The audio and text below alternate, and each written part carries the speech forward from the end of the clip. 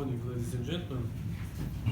It's a pleasure for us to have you here at RIAC today for our meeting with Dr. I.Bond, our old friend and colleague. I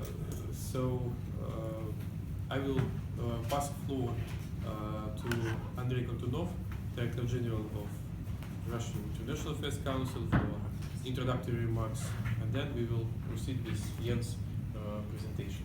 Thank you. Well, look at the cover page of this report. I think that definitely reflects certain biases that the author has. And these biases are typical for Western scholars. The reality is that they're concerned about the Russian-Chinese rapprochement. They would definitely like this partnership to fail. And they are trying to figure out, where to find signs that would suggest that this failure is inevitable. I always wonder, why it is so, disturbing for our Western friends to see the Russian-Chinese partnership. Would it really be better for the international security? Would it be better for the global world order to see more problems between Russia and China? Is it something that would make our Western partners happy? Probably not. And I think that what Jan did was a very interesting attempt to summarize both the risks which do exist for the relations between our two countries, but also opportunities. I think this discussion would make a lot of sense, and I think that it's good that we have a chance to talk about these issues frankly, openly, and to compare our visions of these relations. I think that when we talk about Russia and China, it is really important to look at this relationship not only in terms of the bilateral dimension, but also in terms of the multilateral environment in which this relationship evolves. We have, for example, President Trump, who might have a very different approach to both China and to Russia.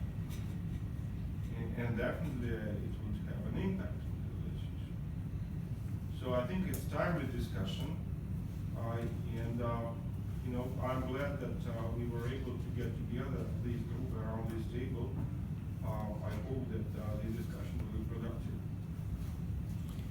Thank you very much, Andrei Vladimirovich. Now, Jan, the floor is yours. Well, thank you, Andrei, for that introduction, which I think in many ways is exactly right. And I'll talk a bit about the evolution of this project, because I think if you read particularly the third paper, you'll see that actually there is something of an evolution there in my thinking, even though these papers were ultimately published over a period of about 3 months, but they reflected a longer period of work.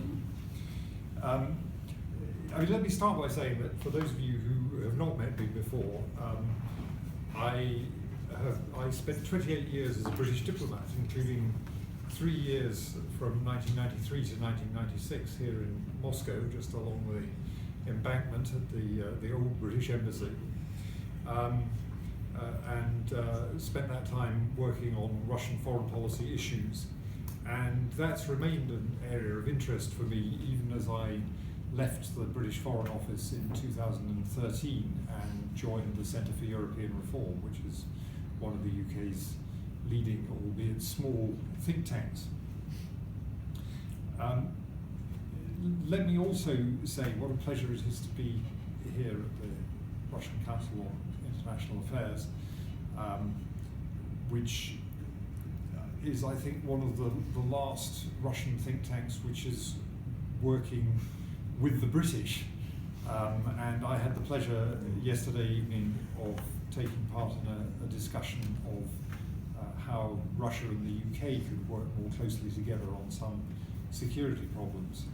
And I think it's a tribute to the work that Andrei and his colleagues have done, that attempt to find some common ground and cooperation is still going on, and I hope it continues and flourishes. And I also want to say a particular thank you to Tatiana Bogdasarova for setting this up today and making sure that I had an audience. So thank you very much for that. I'm launching these publications in Moscow very nervously, because if there's one thing that I learnt from my time here, it is that Westerners telling Russians what is in their best interest tend not to get a very warm welcome. But let me start by saying something about the genesis of this project and its evolution. I started work on this in the aftermath of the annexation of Crimea and the intervention in Ukraine. And the aim was to come up with some policy relevant recommendations for Western governments at a time when the West was struggling to devise a response, a long-term response to Russian action and to Russia's pressure on its neighbours, as we saw it. And the plan was to look at Russia's relations with its neighbours more or less in the round. I admit I've done rather less on Central Asia than on the other parts of the neighbourhood, as it were. But starting with the Russia-China dynamic, because that seemed to be a particularly important relationship at the time. And then looking at relations with Eastern Europe, with the countries that are also members of the EU's Eastern Partnership. And then finally taking a look at the role of the Eurasian Economic Union, and whether that might have a role to play in helping to improve the relationship between Russia and the EU in particular. And as I say, even though the three publications came out over a relatively short period of time, of about 3 months, quite a lot happened in that time. So in December, when Russia and China was published, Trump had been elected but was not yet in office. And it was still possible to think in terms of the West and to think about the West's relations with China and Russia. And that was the basis of the many interviews that I had carried out both here in Moscow and in Beijing over the preceding 2 years. And what seemed clear to me at the time was that although Russia and China clearly had an interest in good relations with each other, they had different motives. For the Chinese, Russia was a useful economic partner, and it was certainly a useful, indeed perhaps an essential partner in some of the international organizations, in the UN and in some of the specialized agencies of the UN.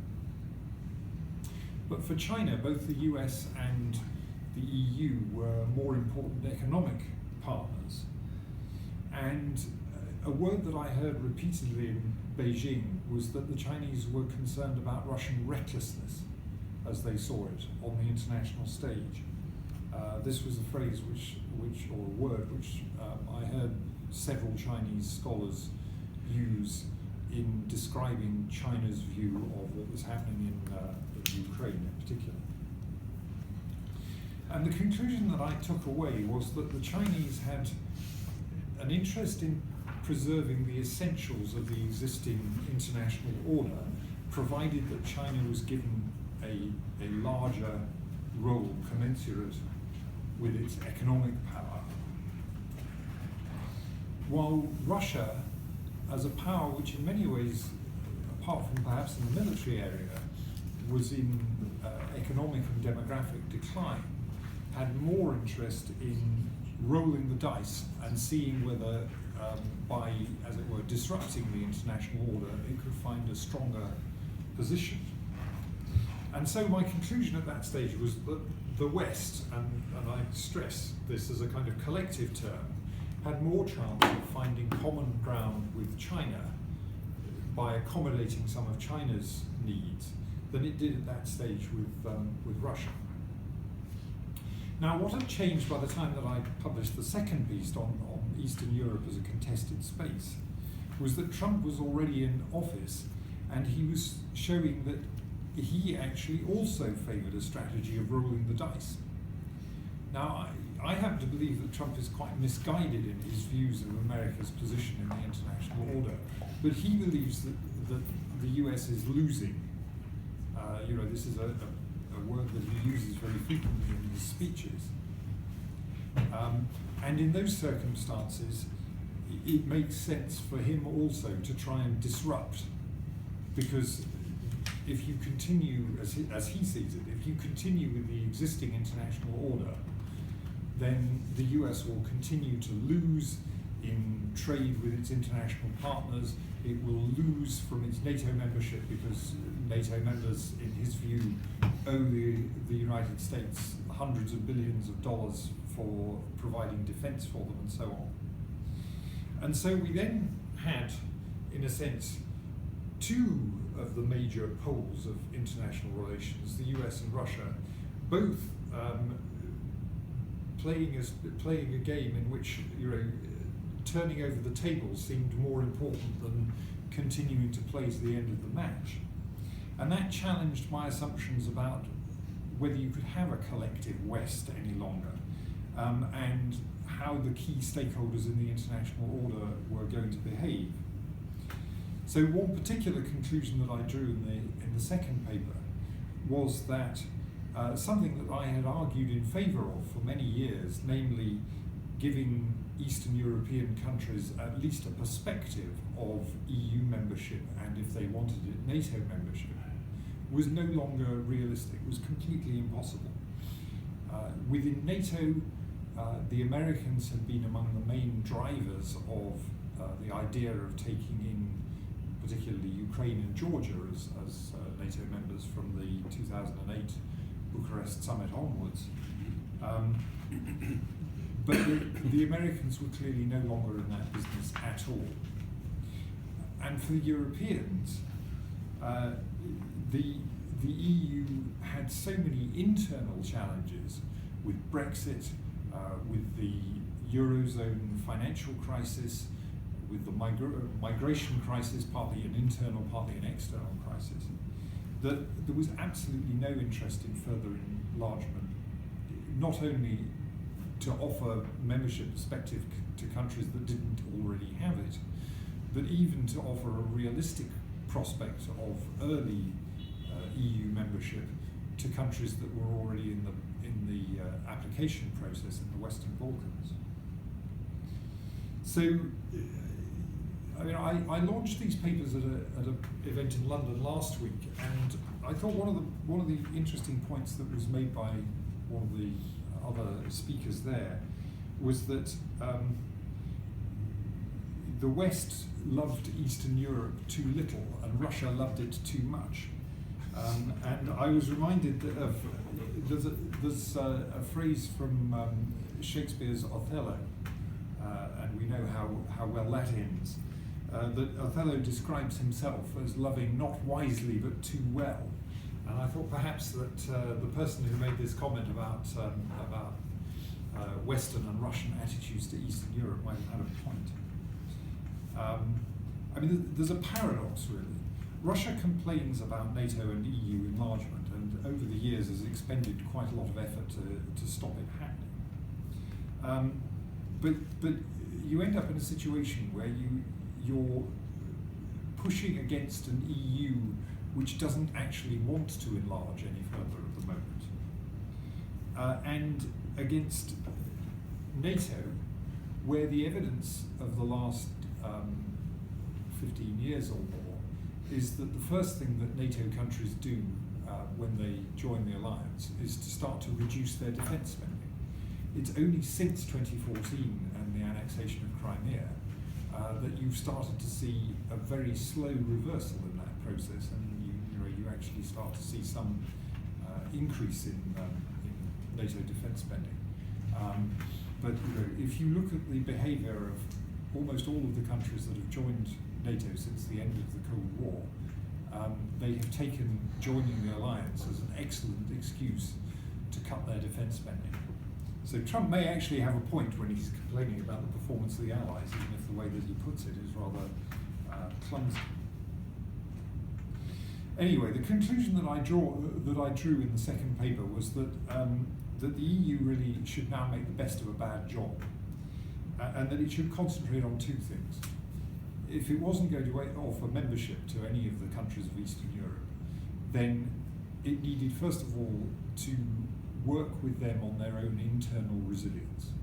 And what we have seen in countries like Moldova and indeed Ukraine to a very large extent, and to some extent also in Georgia and Azerbaijan and Armenia,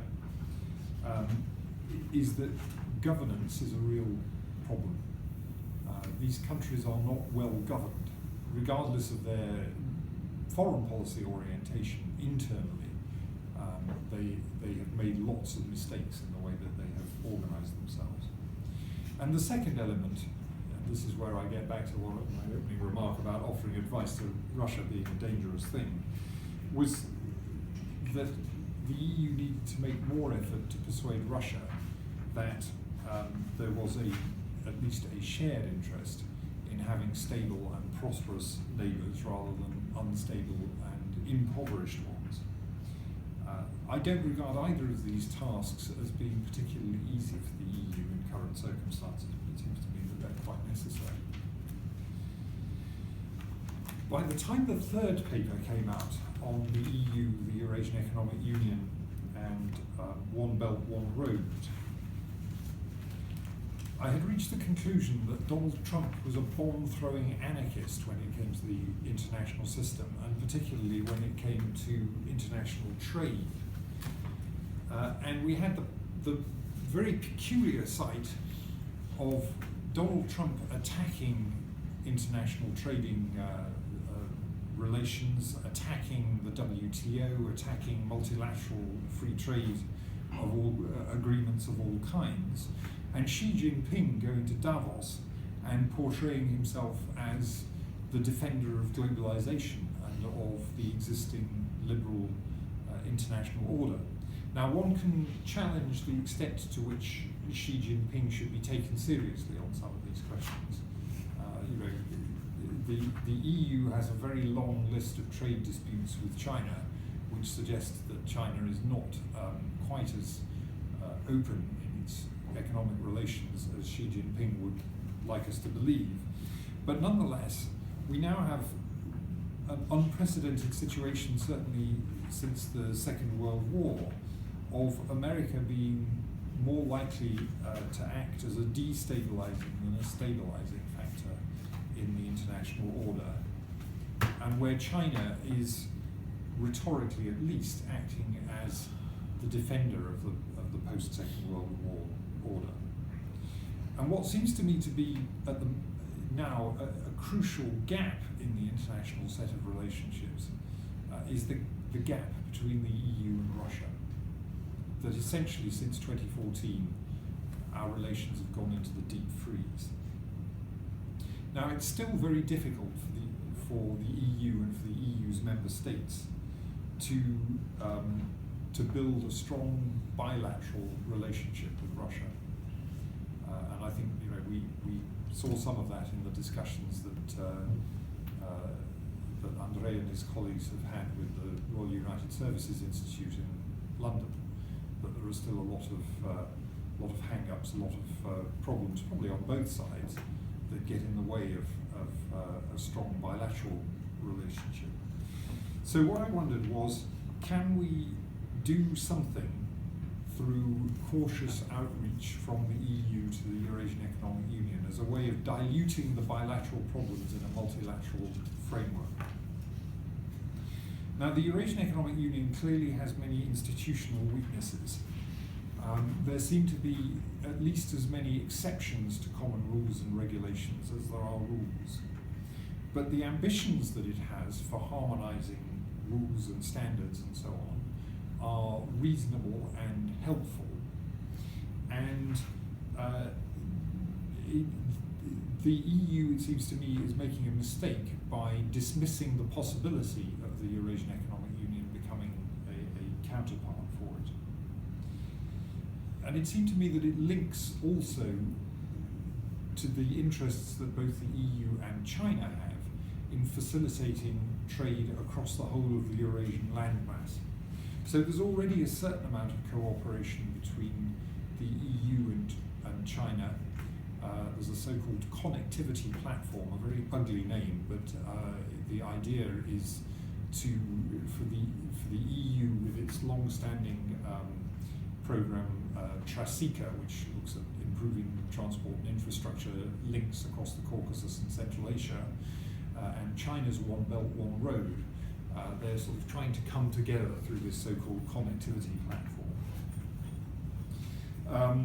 And so it seemed to me that there was some scope for trying to work with the Eurasian Economic Union to bridge that gap and to start with areas like trade and transport and building a stronger economic relationship to give all the parties an interest in a stronger relationship and more cooperation. Now, I'm not over-optimistic. I think it's quite likely that even this gradualist approach will fail, but it seems to me to be worth trying. From a Western point of view, the era when the EU and the US thought that they could set global economic standards through a combination of the Trans-Pacific Partnership and the Transatlantic Trade and Investment Partnership, that era is over. Trump has made very clear that he's not interested in either of those multilateral frameworks. He does not understand the idea of international standard setting. And so we need to find some way to move on to the next era. And at least as a starting point, it's better for the EU, for European countries, to fall back on agreeing some basic rules with the former Soviet states and with China than to sit back and to watch as others construct an international order that suits Europe even less.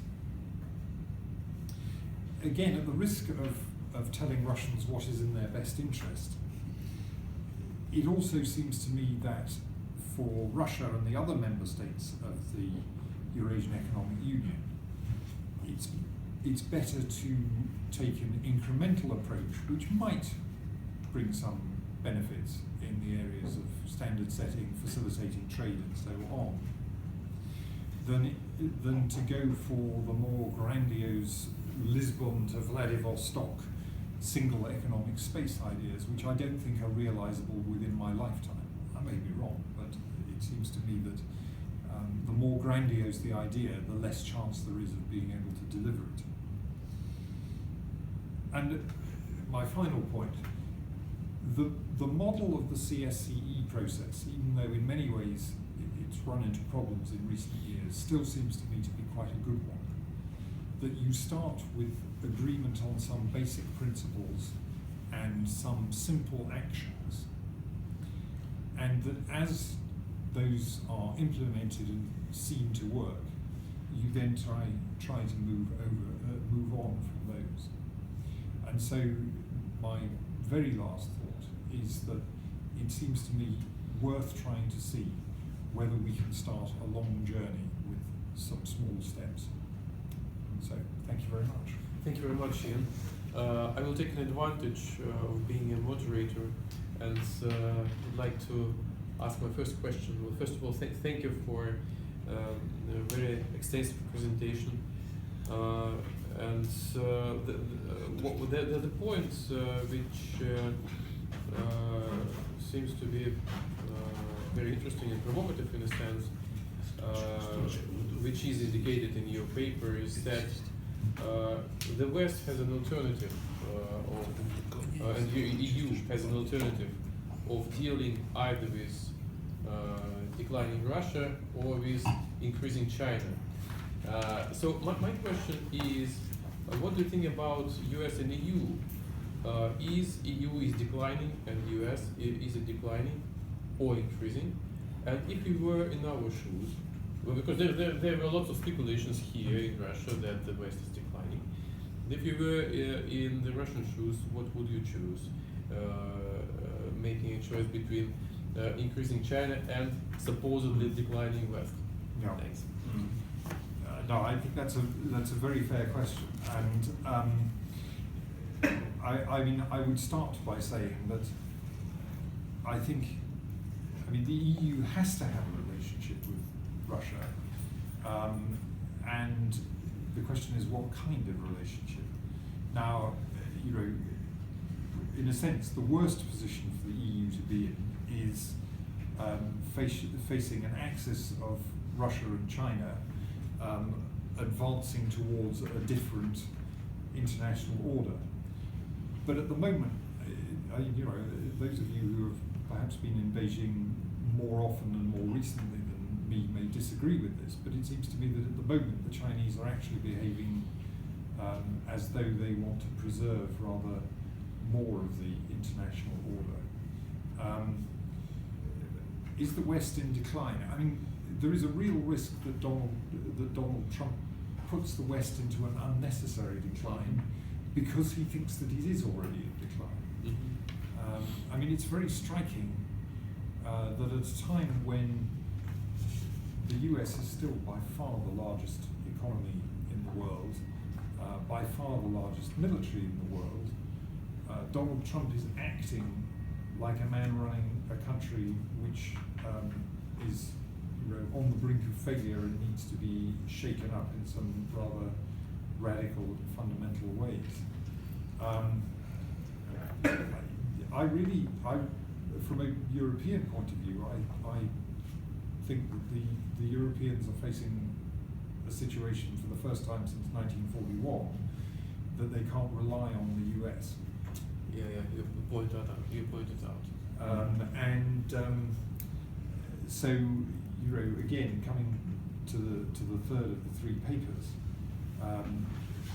it seems to me that actually, whether we're comfortable with it or not, we have to find some way of trying to operate in this new framework in which talking about a collective West makes less sense than it has done for a very long time. Thank you. Well, I have to also, I'd like to make a comment, or other two comments, a suggestion. I think that since it is really very interesting that you have the same approach, the same framework for analyzing relations between Russia and the European Union on the one hand, and Russia and China. Since you are doing that, maybe what you might consider doing is to have a comparative analysis. And for me, it has always been very instructive to compare Russian attitudes towards the EU advancement in Eastern and Central Europe and the Chinese investment in Central Asia. Because we had these two processes, long-term processes, and in theory, Russia should have been much more concerned about the Chinese investment in Central Asia, because the EU advancement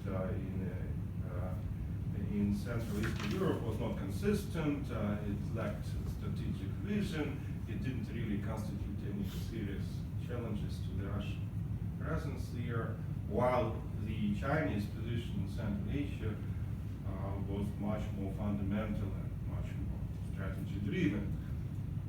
However, we didn't see that. We saw that Russia took a very benign view towards the Chinese quote-unquote infiltration in Central Asia, and a very negative, hostile view towards the EU. Not to mention NATO, of course, but towards the EU expansion in Central Eastern Europe. Now, the question is why? And does it really tell us something about the Russian behavior and what we can expect from Moscow in the future? I think that there were at least three reasons for this clearly very different attitude.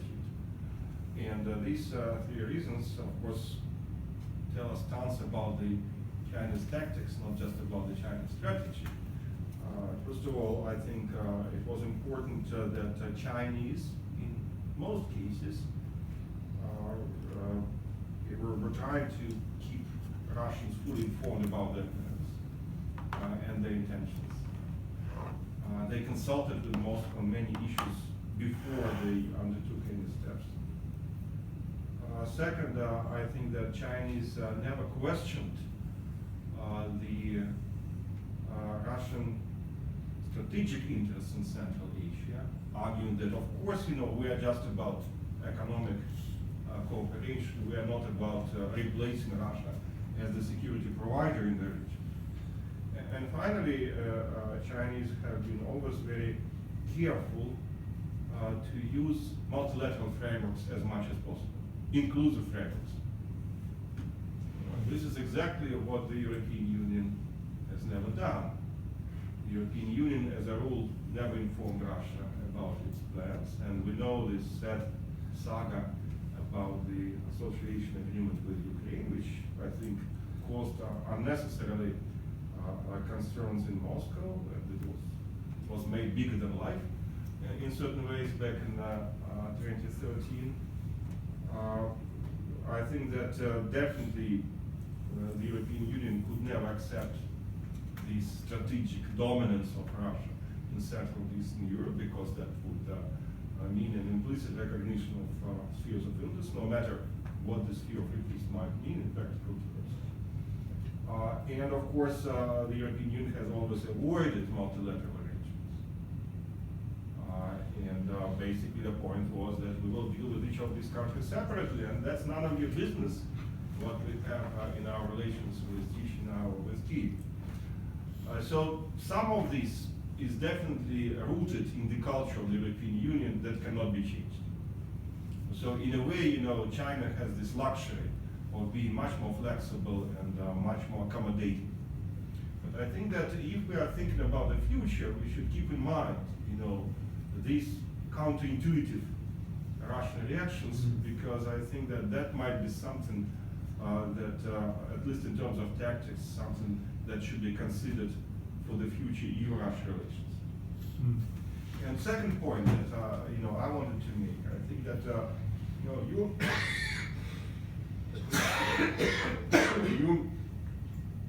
refer to Russia as a country which is ready to roll dice, and China as a country which is more interested in maintaining status quo.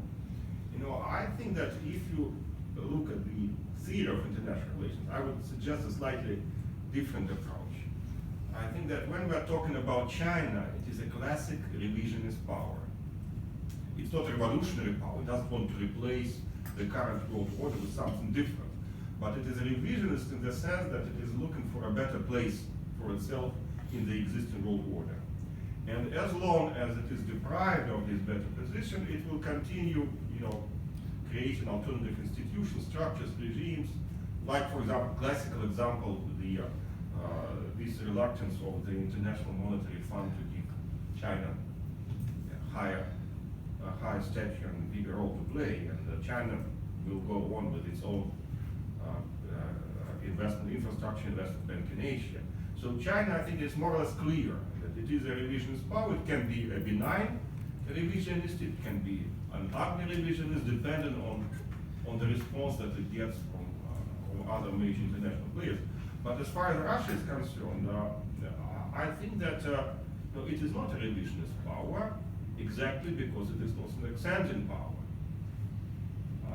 It is not a revolutionary power either. It doesn't have an alternative system of international order to offer to the world. I would say that Russia, in many ways, positions itself as a status quo power, which is compelled to become an international spoiler because it's the only way it can make its case. Now, if you look at the events, even if you take the Ukrainian crisis, and you listen to Putin, and I think he might be quite sincere on that no, it was definitely not the best option for Russia. In a way, it tried to preserve status quo in 2013. It failed, and what it got after was a consolation prize for the inability to maintain status quo. So to roll dice, is it might have different meanings and connotations. And I would say that the lesson that we should learn from it is that if Russia is not capable to maintain status quo, and if it is not integrated into the international system, if it fails to become a stakeholder in this system, then it will continue to be spoiler. And that would of course create very serious challenges to the international system, because it is much cheaper to be a spoiler than to be a custodian of the global or regional order. So I think that here there is, I think in my view, there is a difference between Russia and the United States, because Trump would like to be a revisionist.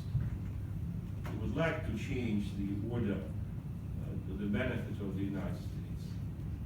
I'm not sure that we can talk about Russia in the classical, international theory terms as a revisionist power. I simply don't see this revisionism. Russia basically has all the privileges. It punches, beyond its in many ways. That would be my suggestion. Yeah, well, I think you've probably given me the bones of another paper. You may come to regret this. No, I think there are some very interesting points there. I mean, the one that I want to come back to is this question about Chinese tactics, because I think you're right about the subtlety of the way in which the Chinese have approached the Central Asian issue. In some ways, if I were Russia, I would feel more uncomfortable than it seems the Russian authorities do feel about the fact that effectively they are paying for Central Asia's security, and China is reaping the economic benefits. Well, the European Union could have had the same arrangement with Russia. Yeah. If it wanted it. Yeah. But it preferred to insist on these spheres of influence, definition of Russia's interests. Well, yes. I mean, the thing is, I don't think that the EU thinks in those terms. I mean, that's one of the peculiarities of the EU, and particularly of the Commission, is that the Commission finds it incredibly difficult to think in geopolitical terms at all. If you look at the whole process of the Eastern Partnership, it's a program made up of lots of small steps with no clear ultimate objective. Lots of harmonization of regulations and standards and so on, but a very weak on any understanding of what the ultimate destination of that might be. And as I say, in some ways, I think one of the ironies is that Russia sees it as the EU, as it were, carving out a sphere of influence in Eastern Europe, and the EU cannot think in those terms. So there's a mismatch in the dialogue that goes on. Now, what I've tried to do, particularly in the third paper, is to look at whether you can actually build on that. The question on the standardization angles, which in some ways is one area of the EU-Russia relationship which still seems to have survived. That there is still some cooperation on standards and regulations and so on. And to see whether you can build on that to create some confidence that actually the EU is not trying to dominate this space politically in a way that would be threatening. But I do think that yes, the Chinese tactics are very interesting. The other thing that's very striking about the Chinese is that one belt, one road is it's neither one belt nor is it one road.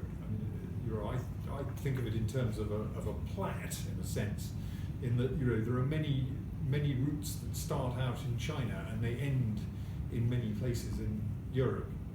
I think I quoted a figure in the latest paper that the consultancy PwC says that the Chinese have now got 66 countries which they claim are involved in One Belt, One Road. And the number of routes is growing constantly.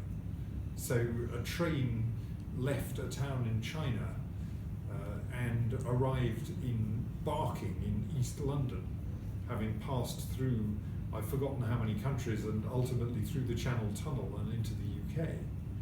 And the Chinese proclaimed that now London also is connected to One Belt, One Road. So the Chinese, they take a very interesting and very non-European approach to this. It would be so difficult, I think, for the EU to replicate that. But yeah, maybe it works better. Maybe it works better. Whether Russia is revisionist or not, I guess probably depends on where you sit. I mean, in some ways, it's as I look at not just the situation in Ukraine, but also now what's happening in Libya. I mean, for me, there are some slightly surprising things going on.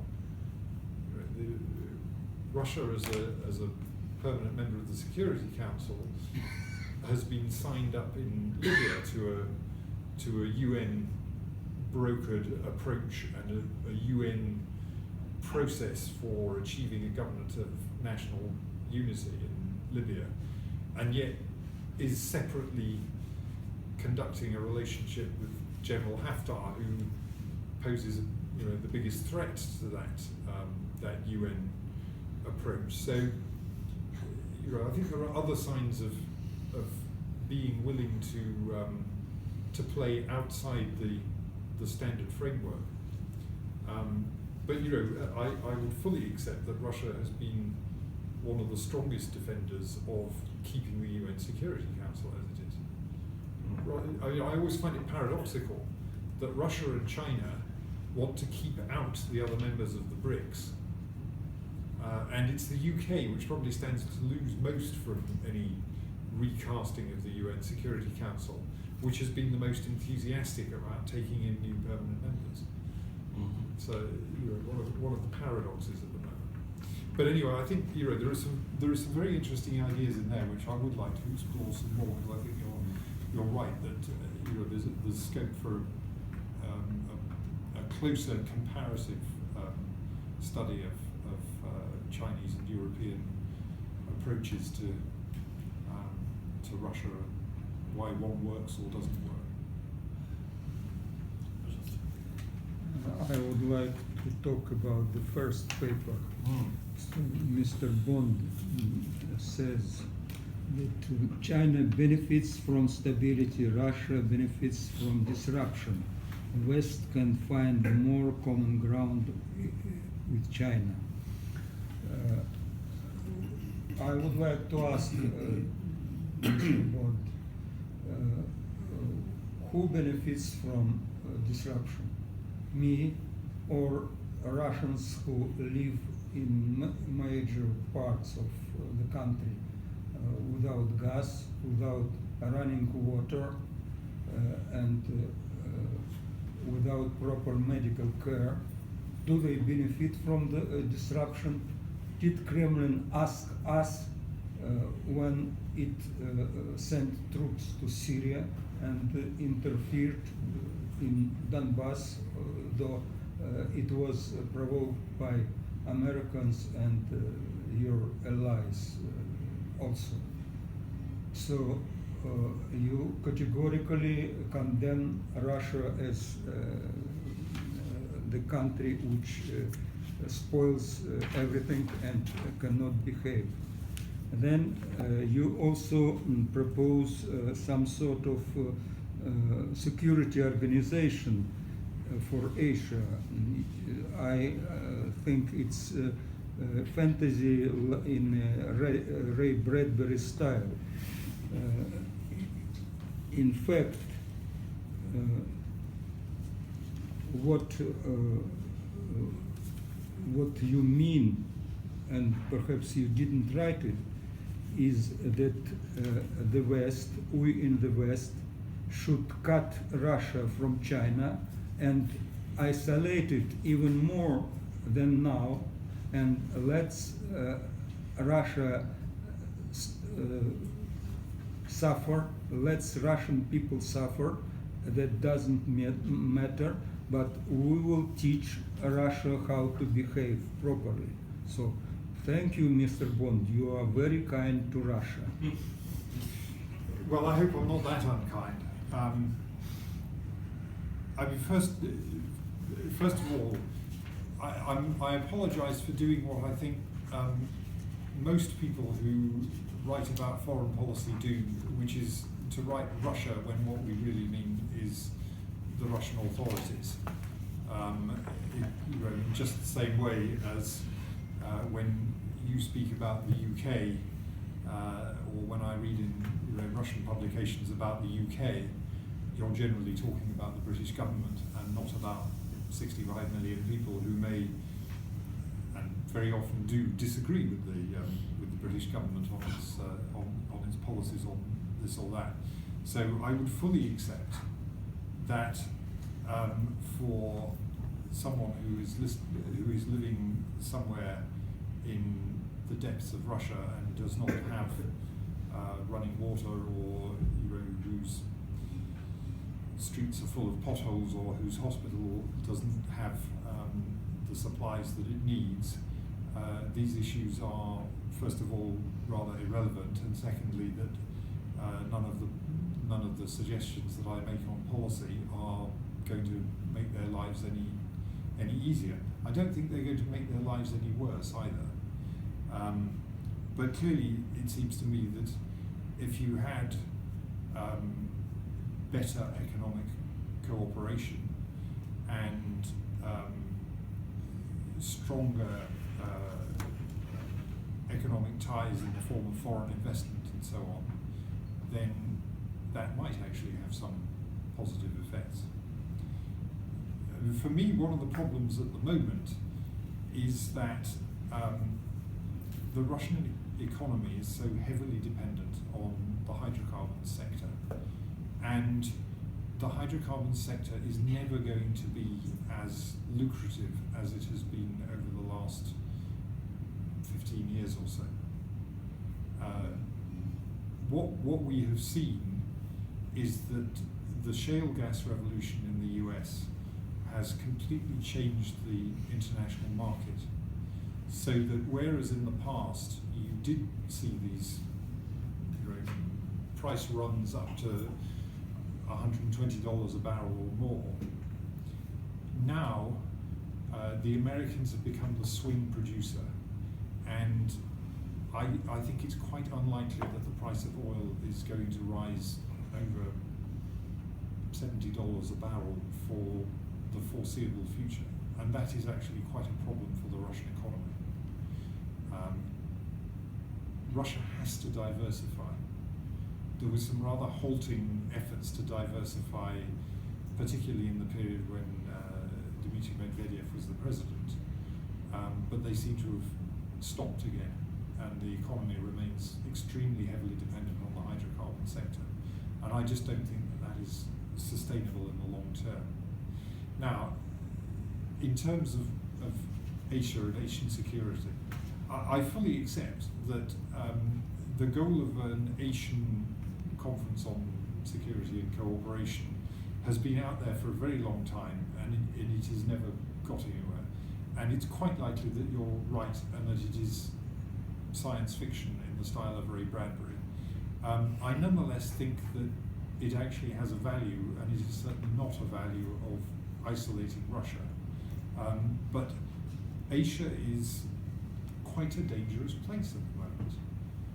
The tensions between China and Japan, between the two halves of the Korean Peninsula, between China and its neighbors in Southeast Asia, between, to some extent at least, China and India are improving perhaps, but between India and Pakistan there are many problems, and much less institutional architecture in Asia than there is in Europe.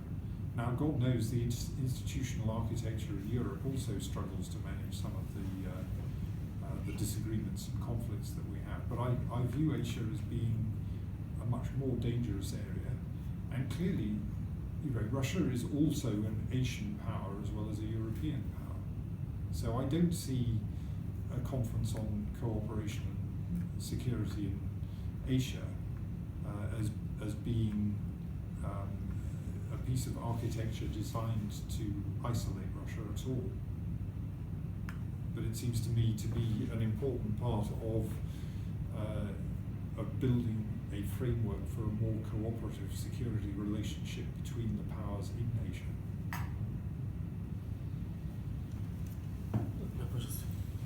I also would like to say some comments mainly about, first of all, the first paper about Russia and China. I'm Vladimir Partyakov from Institute of Far Eastern Affairs, still existing Russian Academy of Science, but maybe definitely declining, and that I'm not sure that survive in the future due to special approach of Russian authorities to the academy and academic scientists. Nevertheless, I find all three papers very useful, and of course a lot of right information, a very clear approach, what you want, the structure of this paper, the structure of bilateral relations. I think it's everything quite good, despite the fact that you did not rely on Chinese sources, only on secondary sources, mainly by European and some Russians, but not very representative, I would like to say, because there are no sinologists or even specialists from on Asian security, mainly people from Carnegie. They are good, but they do not represent, not very representative in their approach to problems of Russian and Chinese relations. So maybe first point, you start your introduction from the phrase that no country took more territory from China in 19th century than Russia did. It's 100% reproduction of Mao Zedong's words in 1964, when he first time mentioned that Russia took 1.5 million square kilometers from China. Russian scientists who made a very deep work on formation of Russian-China boundary, starting from 17th century, who published in 2000 the very fundamental book, The Formation of China's Boundaries. Never may agree with your words. We have just not to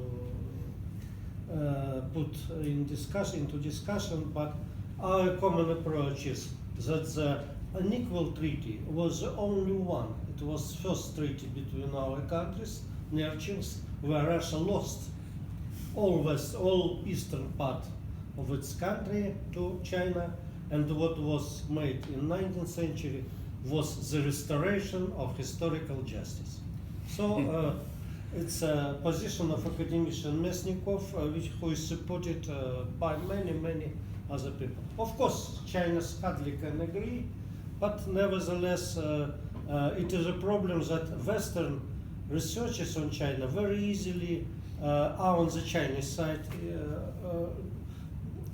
don't study in depth or don't research in depth the problem as it is. Maybe due to most of them due to not very good knowledge of Russian, but we have publication of documentary and so on. That is first point. As for second point, which maybe was not mentioned here, but you mentioned it in your representation, that China and globalization. Of course, it sounds unexpectedly for many that Xi Jinping became the main supporter of globalization, but it is very naturally, because China rely upon foreign economic relations on trade and investment nowadays really much more than almost any other country in the world. No, you have, we will not speak, figures are important, how much investment, how much trade. Still, despite the declining of last 2 years, China is trade power number one in merchandise trade, and power number one in export. And without huge export, China will not survive. So China also has its own weakness. So the free trade regime for China is absolutely important. It is much more important even than for Russia, because we are now squeezing, or I don't know, really became less and less, and we were the ninth export in the world several years ago before Ukrainian crisis. Now we are somewhere on 15th place, and so on. But still, economy is still functioning. It's not very good, maybe, but I predict that in case something like this happened to China, in this case, the disaster would be much larger.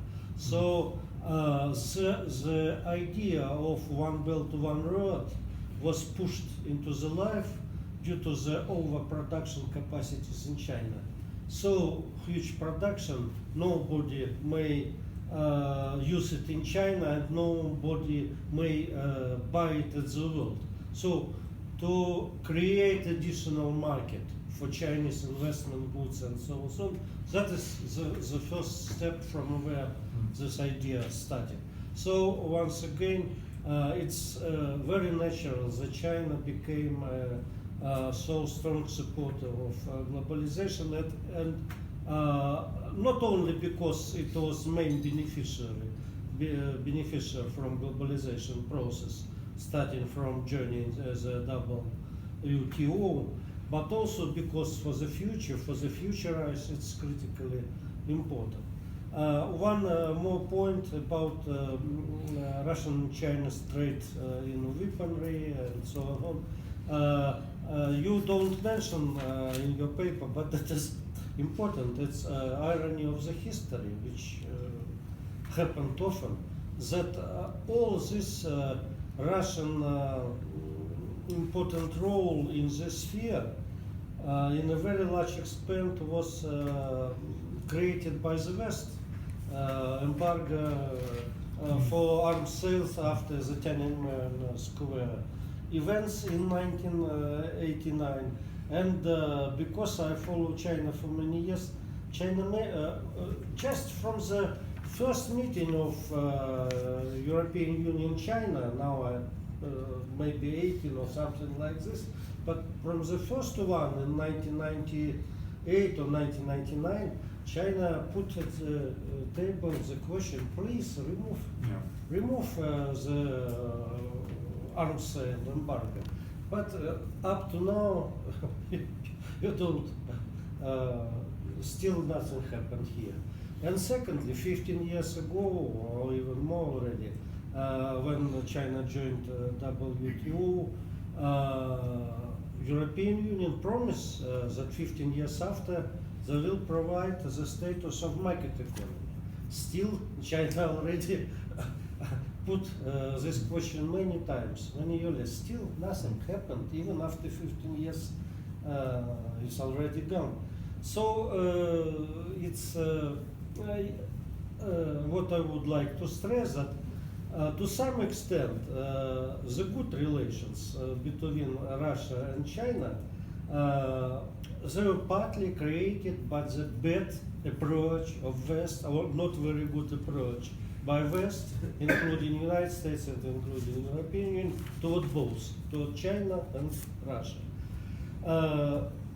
About Central Asia, no, a lot every time when anybody speaks about China and Russian relations, this question emerged. But I would like, just very fresh figure. Last year, Chinese trade with 5 countries of Central Asia was $30 billion US. Russia's trade was 18.5. So now Russian trade is with these countries is only 60% of what China has, and which is even more important from my point of view. The first time the volume of Chinese trade with every of these countries surpassed the trade of Russia with this country, including Kazakhstan, which was very the margin, the difference is very small. Still, nevertheless, Chinese trade is already larger. But as for the system of collective security in Asia, first thing, Soviet Union made this suggestion many times, and there were huge books written on this issue. China rejected this idea from the first step that time, and it was on the parallel with process of collective security in Europe. But now nobody wants to return to what was suggested by Soviet Union, even despite the fact that suggestion was not bad. And the second point, from my point of view, this tremendous achievement that collective security in Europe started in 1975 in Helsinki did not prevent anything. Everything which bad, which may happen, happened. So let us don't exaggerate the role and possibilities of such institutions. From my point of view, we have some additional number of bureaucrats, maybe some mechanism, but in nature, the effect was not very high. One more and two concluding remarks. First about Central and Eastern Europe. I also looked through figures, and we have the picture which we have is that Baltic states still their trade with Russia is 2 or 3 times higher than their trade with China. But among the East European countries, only Bulgaria has trade with Russia larger than Bulgaria's trade with China. And Hungary and Czech Republic, which have the best now relations with Russia in not very easy days, their trade with China is twice higher than trade with Russia. So the main weakness of Russia, and you speak about this, is weakness in economy. Russia too much speak about security, and too few, very few, not enough speak about economic development. So the diversification of Russian economy is the key to everything, even to good relations. To restore the good relations with Europe, from my point of view. I personally think that the idea of the single space, single economic and so on space from Lisbon to Vladivostok should not die. Should not die despite all present day weakness of Russia and maybe not very pleasant behavior of Russia, because its idea of how to say, the framing of future not only Russia but the whole picture of the world. And from my point of view, our turn to East was pushed to some extent by the policy of punishment, Russia's punishment, which was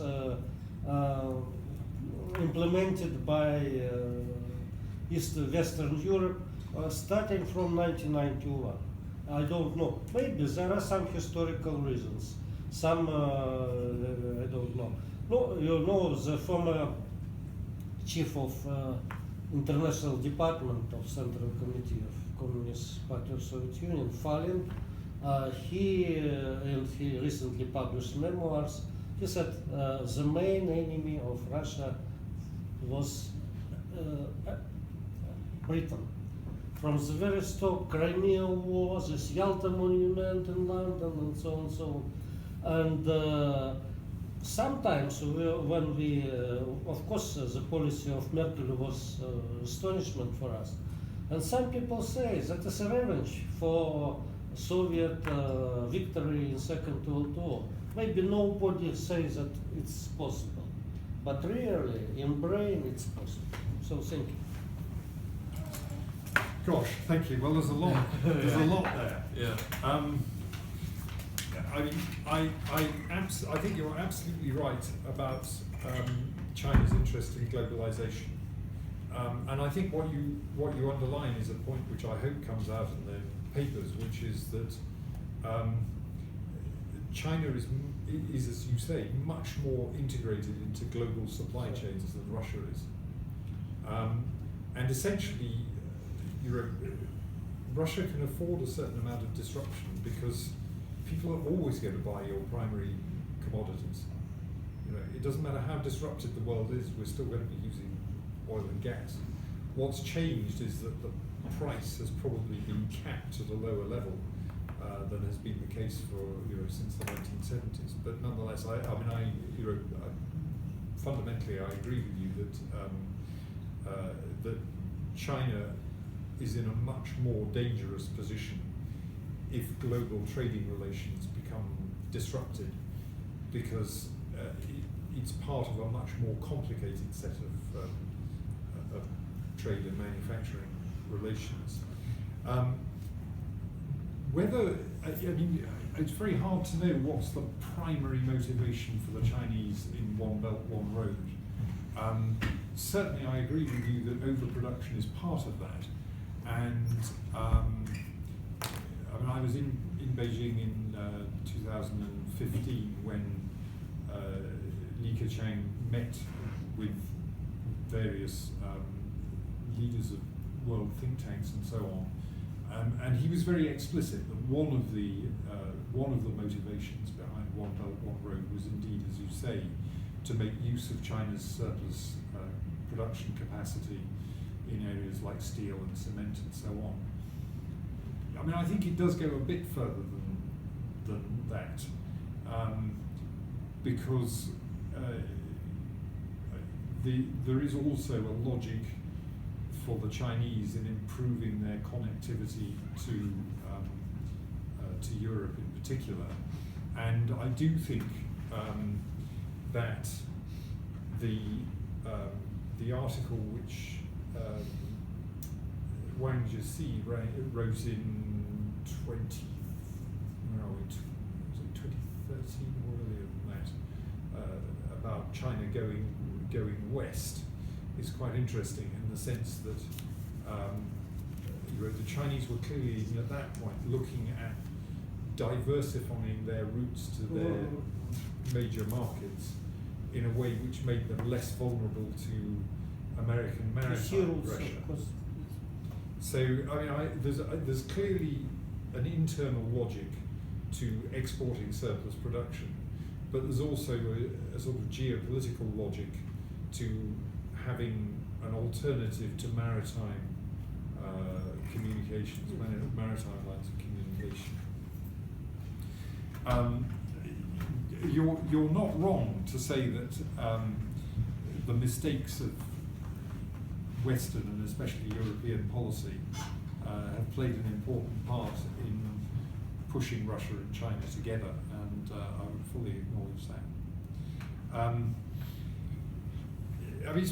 It's interesting that you want to keep open the idea of a single economic space.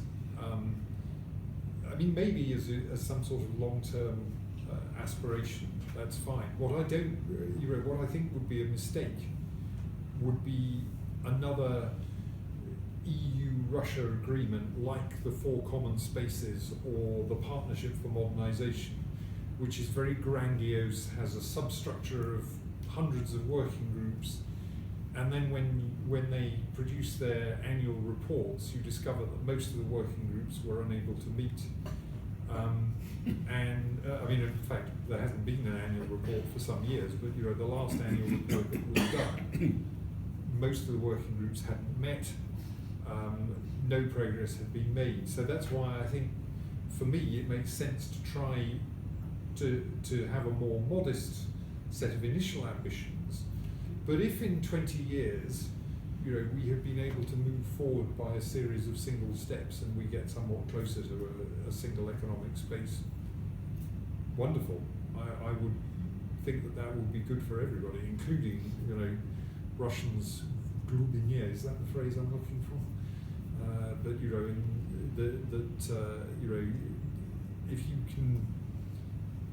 you can give people, I mean, again, this comes back to one belt, one road in a way.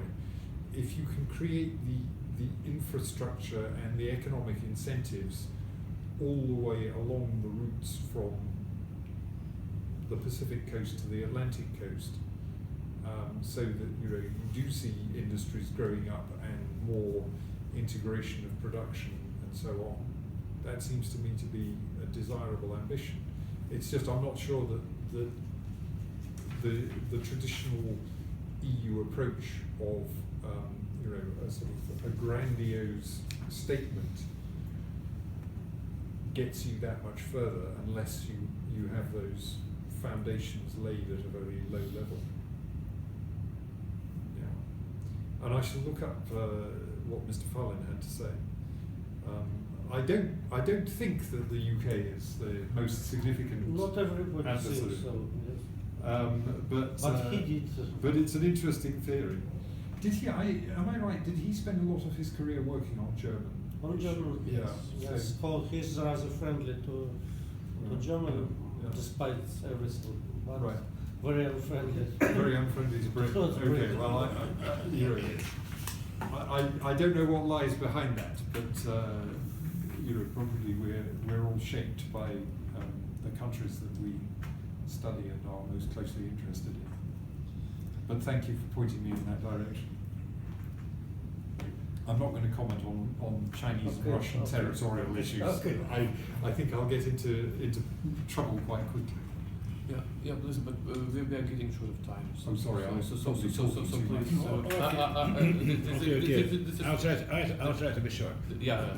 Okay, I'll try to answer. Please be brief in questions. Well, but first of all, I have a question to Mr. Bond. You're speaking too much about EU policies and so on. So I mean, I understand you are an ardent opponent of Brexit. Since you are discussing this matter not from the point of view of the United Kingdom, but rather from the point of view of the European Union. Yes. I see. Okay, so...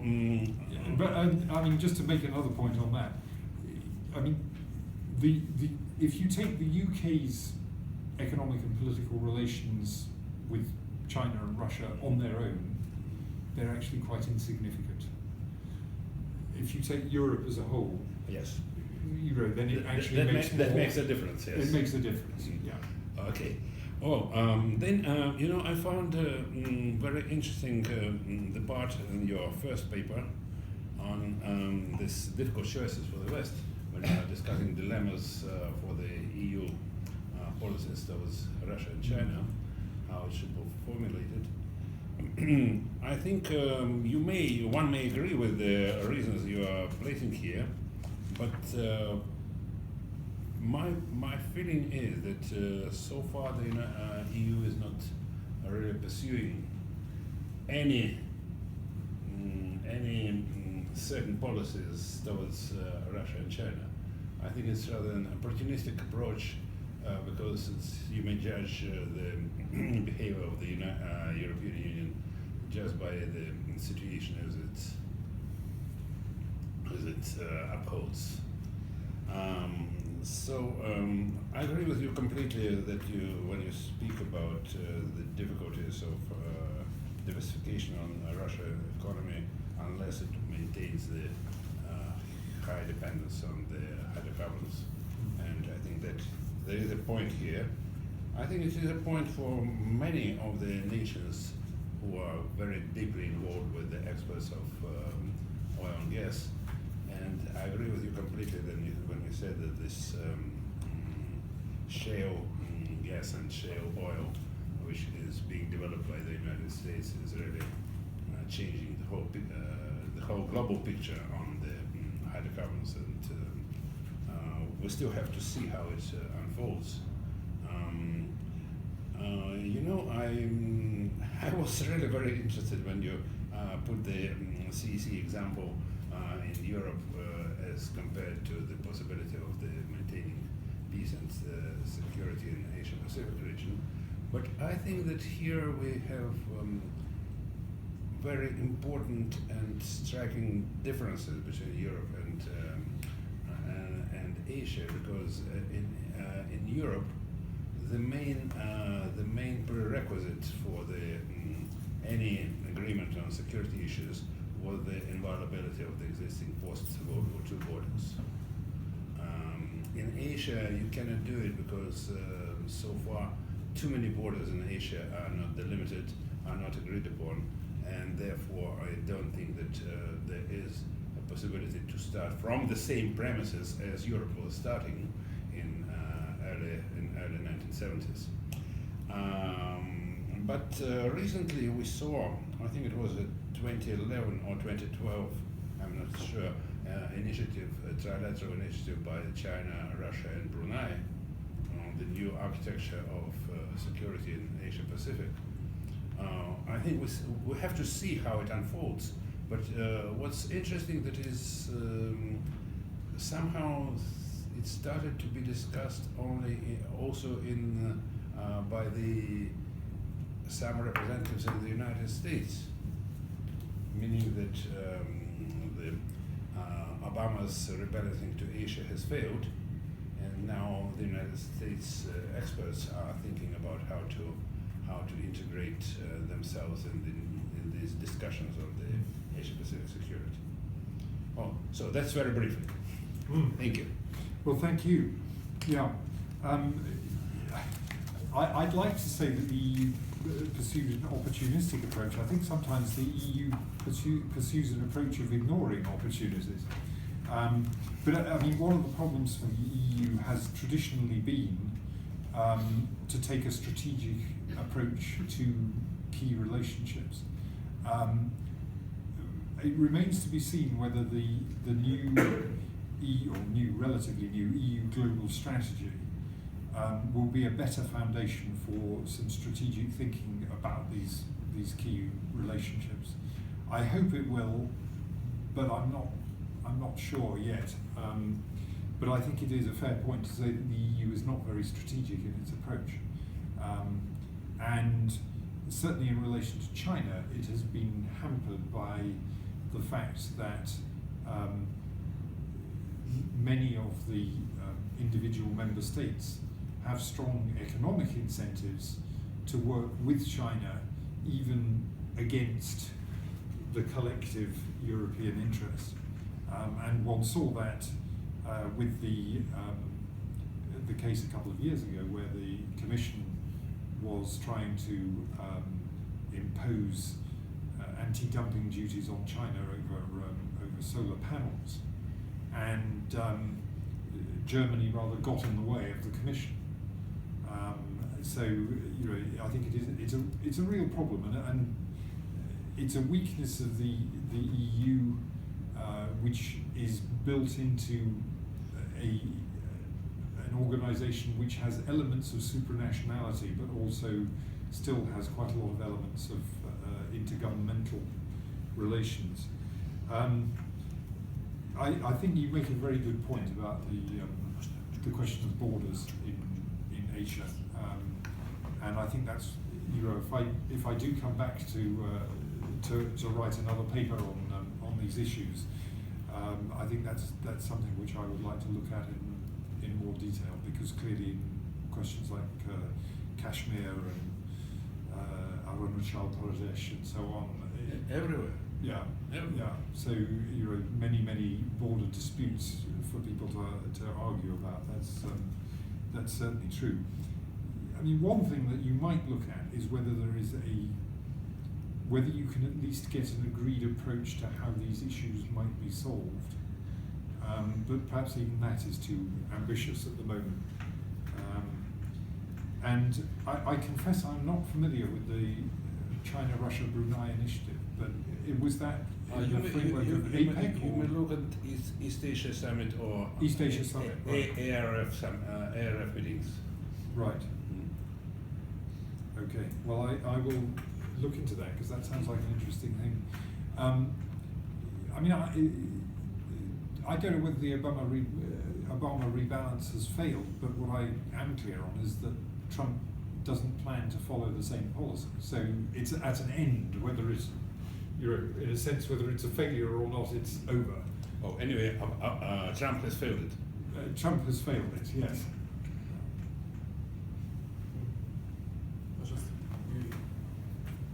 Mr. Bond, I have a question. I would like to know what is your expectations about the coming global forum on One Belt, One Road, which is going to be held in the middle of May 2017 in Beijing. And Xi Jinping already sent invitations to more than 20 heads of the states. I think we should expect some program documents or probably a roadmap for implementation of this initiative. So what is your expectations? Well, at the moment, I think my expectations are that some leaders will turn up and some sort of declaration will be issued. And the real question for me is whether the Chinese will try to institutionalize One Belt, One Road at this summit. So far, they have not done that. To the extent that there's an institution, it's a Chinese institution. The institutional support for One Belt, One Road, to the extent that they have done that internationally, has come economically through the creation of the Asia Infrastructure Investment Bank. So, I think that, and I don't yet know what the Chinese ambition is for this meeting. In fact, I hope I can talk to some people when I get back to London and find out more on that. But it would be a key step forward if, as a result of the May summit, the Chinese actually start to set up some international institutional framework for carrying these projects forward. If it remains a very loose institutional arrangement in which essentially it's still about China investing in countries along the route, then I would be more doubtful about whether any of my ideas about working together can come to fruition. So I think there has to be some element of multinationality to make it workable in a sense. It can't just be a Chinese governmental decision-making nexus. So we'll see.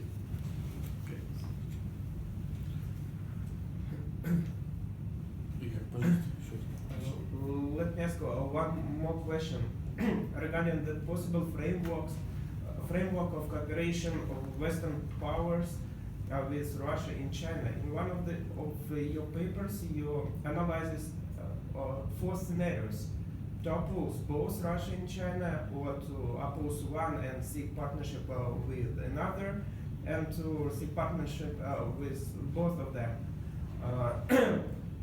And if I get it right, according to your according to you, the best scenario so far is to oppose Russia and seek partnership with China.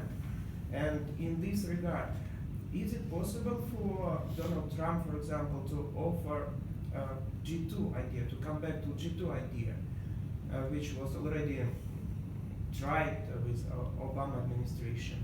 And if so, what is the possible framework of cooperation?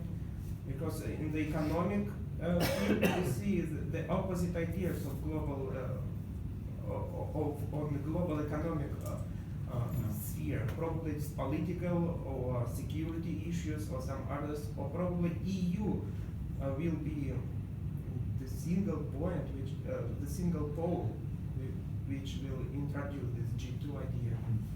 Yeah, I mean, I think that's an area where I would say that my thinking evolved between writing the first paper and writing the third, because Trump has taken such an abnormal approach to international order and international institutions that actually, I just don't. I'm not sure that it makes sense to talk about a Western approach to anything at the moment. We'll have to wait and see, but at the moment he seems to be challenging all of the assumptions that we have had in the West, at least maybe in Russia as well, about what Western policy means. I think, I mean, I have no idea whether Xi Jinping is going to successfully woo Donald Trump when they meet at Mar-a-Lago in a few weeks' time. But it seems to me that their approaches to international economic cooperation are so fundamentally different that it's hard to imagine them finding enough of a common language to be able to talk about any kind of G2. And so in those circumstances, it does seem to me that actually the powers on the Eurasian landmass may have to think about themselves being, as it were, on their own much more. And I think there are some very difficult questions also for America's allies in Asia, whether it's for Japan or South Korea or indeed for countries like Australia, whether they have a 100% reliable partner in Washington or not.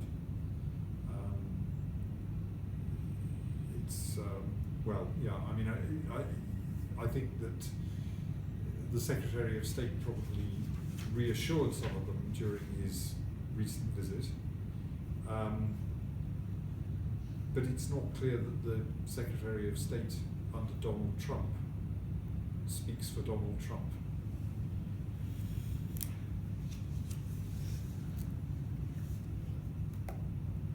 Just a question.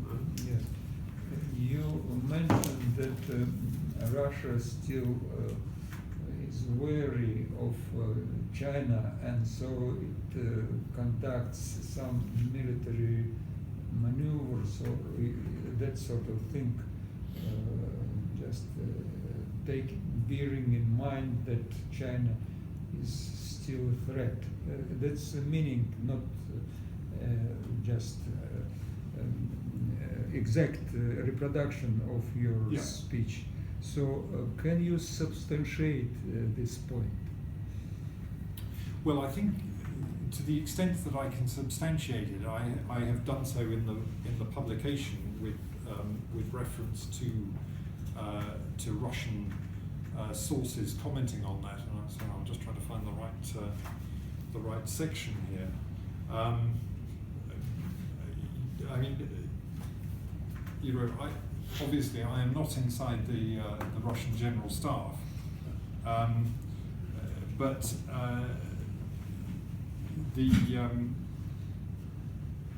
where are we? Here we are. So it was Lieutenant General Skokov who told journalists in 2009, when there was an exercise going on, that in the West, Russia faced armies with the latest technology, and in the East, they faced a multi-million-man army using traditional tactics.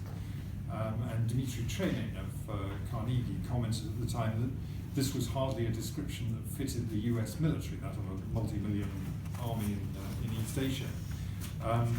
So, I mean, I'm not blaming the Russian army for conducting those sorts of exercises. I think it's entirely natural that you would want to be prepared.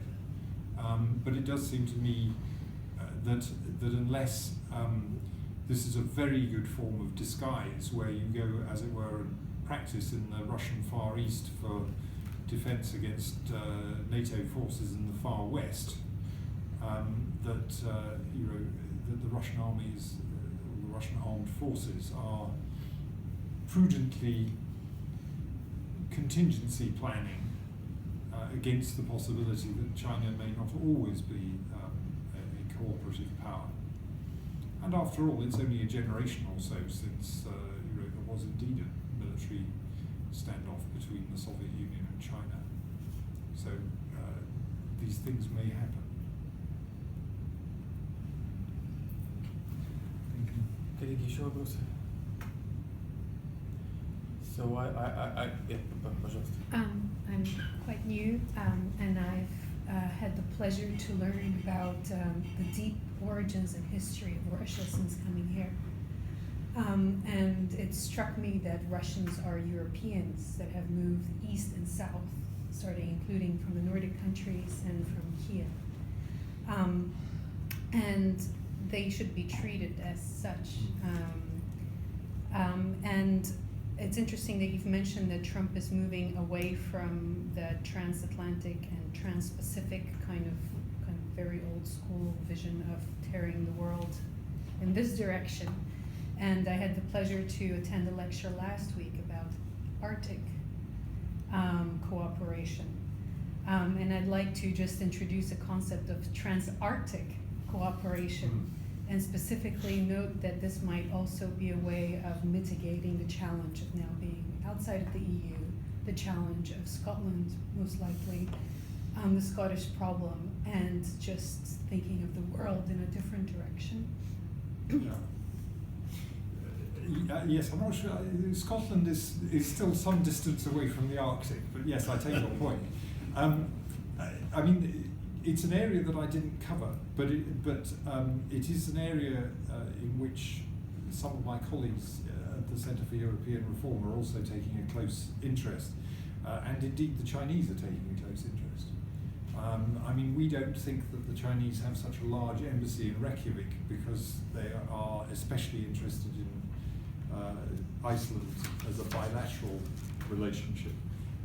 But it seems to me that the Chinese are preparing themselves for the possibility of a more navigable Arctic when trade routes with Europe through the Arctic would be open for at least some of the year.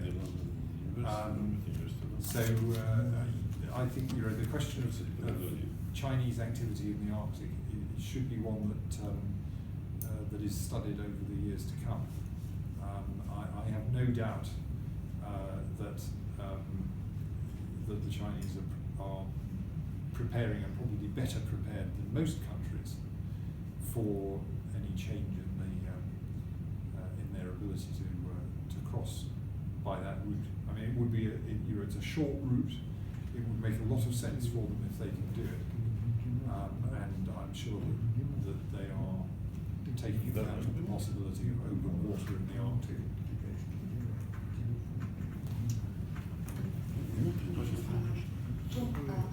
Татьяна Андреева from I.Bond. From my point of view, Donald Trump is at the beginning of a long way of changing international relations system. From my point of view, he wants to change the image of Russia. He wants Russia to become more cooperative. And from my point of view, he wants to make European Union start cooperate with Russia. From my point of view, in this case, I have a question.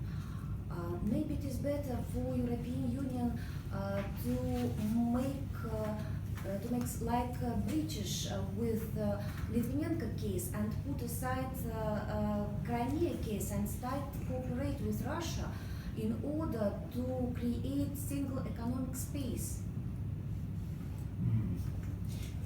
There are a lot of assumptions in there that I'm not sure I would agree with.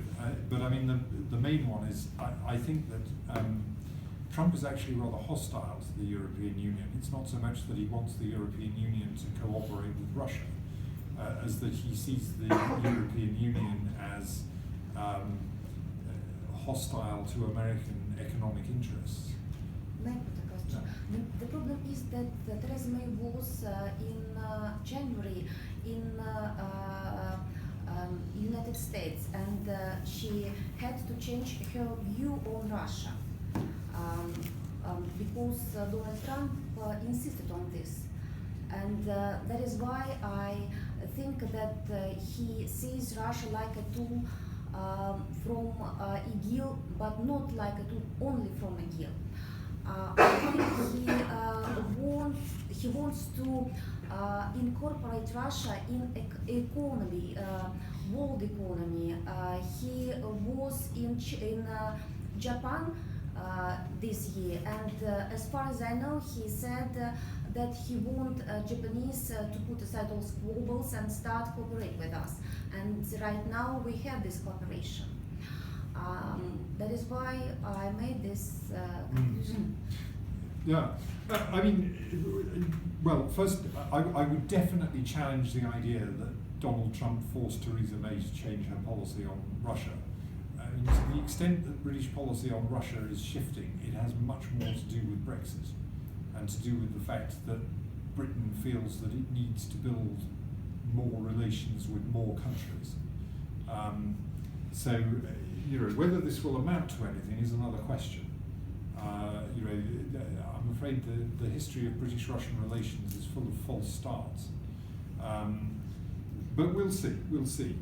But it does seem to me that if there is going to be a reason for the EU to try to work more closely with Russia, it has more to do with having to cope with the disruption caused by Donald Trump than responding to pressure from Donald Trump to build a better relationship. Now that may sound like a small difference, but it seems to me quite a significant one, because this is not an American president who is, as let's say Ronald Reagan did in the late Cold War period, working with Margaret Thatcher, going to turn around the Western relationship with Russia on the basis of a belief that now is the moment when a deal can be done. I think Trump views Russia as the kind of power that he likes. It's muscular, it's macho, it doesn't care about rules. It's the kind of leadership that he's used to dealing with in the real estate business, and he understands. And the EU, where you have 3 people who call themselves president, and you can't agree everything because 28, soon to be 27 countries have to agree it, that's a power that Donald Trump doesn't understand at all. So, for me, I think the challenge for Europe is that suddenly we don't have an American president with whom we have a common language. Even more than in the era of George W. Bush, and there were some serious disagreements between the EU and the US, particularly over the invasion of Iraq. But even from that period, Donald Trump is something completely new. And I mean, I have no idea what the man in the Kremlin is now thinking. But I suspect that if I was sitting in the Mead, I might now be wondering, tactically, we have a great success in having Donald Trump in the White House. Strategically, do we have any idea what kind of a world we are going to have in which the United States is led by somebody who is so erratic and who has so little of the background understanding of why the world is ordered in the way that it is?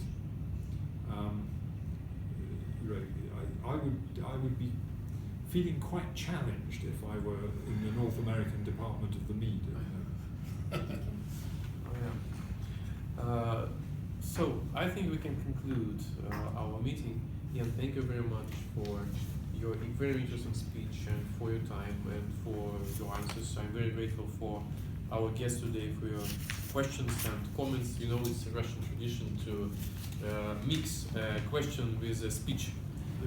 So we follow this tradition today successfully, and I must say that we at RIAC follow your publications, and we are always happy to have you here at the council. So thank you very much. Well, thank you. Ivan, thank you very much. Thank you very much to all of you for coming and for your interesting observations and questions and speeches.